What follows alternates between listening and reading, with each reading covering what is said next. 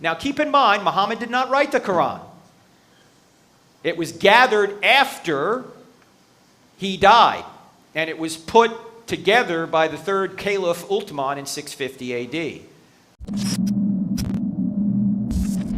Can you elaborate? I brought several of our teams from our church, Okay. And I wanted them to see, can you go over the differences between Christianity versus the other world religions such as Islam, Catholicism, Mormonism? You mean in 2 minutes? Yes. That's like those are semester courses. We'll try to.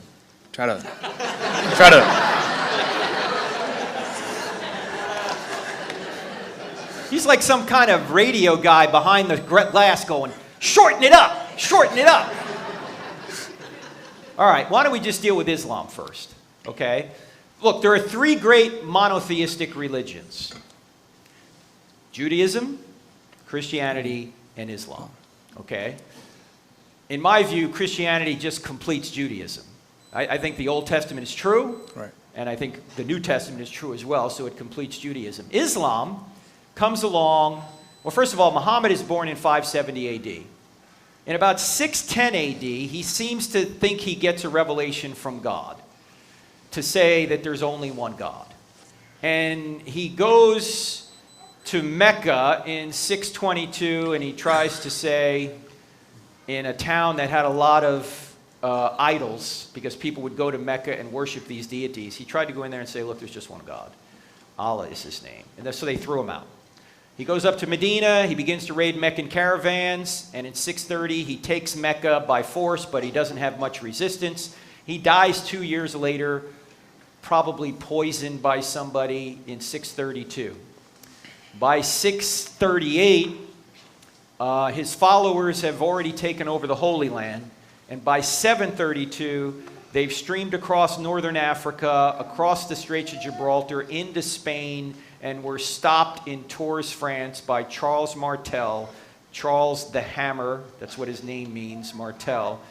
And he pushed them back, and eventually the Muslims retreated back over the Straits of Gibraltar, and to this day, northern Africa is largely, predominantly Muslim.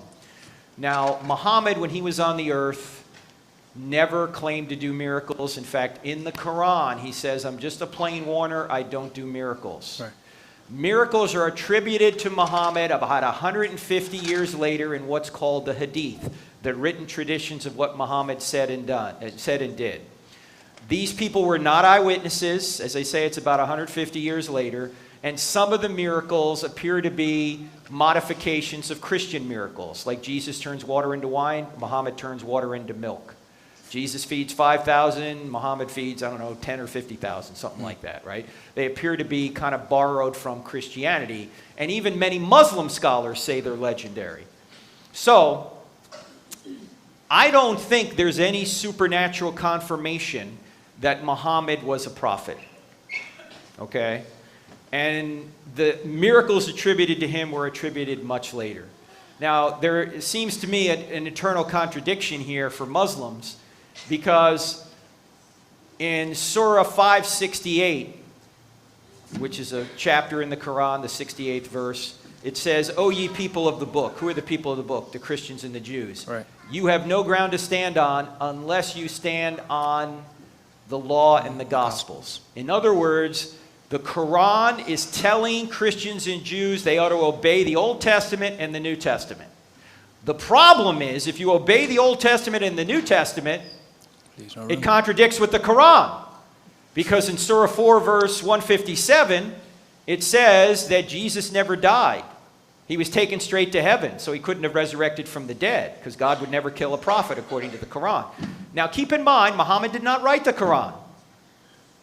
It was gathered after he died, and it was put together by the third Caliph Uthman in 650 AD. Okay? There's no miraculous confirmation that Muhammad was a prophet. So it's written 600 years after the events of Christianity. Why would we take a document written 600 years later to tell us what happened to Jesus when we have eyewitness testimony of what happened to Jesus? Right. So this is why I don't think Islam is the true world religion. Now, I'm not saying everything Islam teaches is false. That's not the case. I just think where it differs from Christianity, it's false. So that's the other great competitor to Christianity is Islam. Right. Okay.